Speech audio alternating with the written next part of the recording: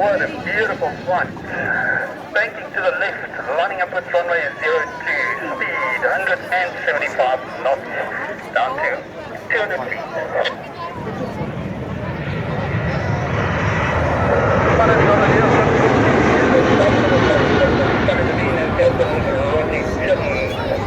Two of the most capable and most experienced aviators in South Africa doing the display today. They also are getting right, and this will be followed by the next and third one, starting up with runway 20 again, and in a solid direction, but with speed on your left and your right.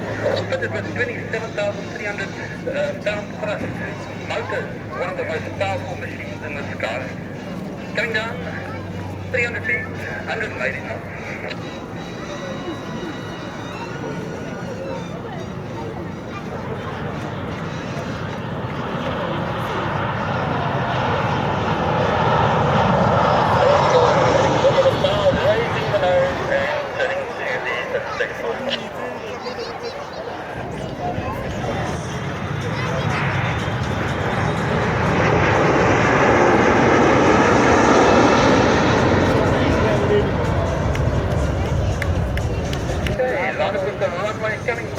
Coming down and standing by for the go round.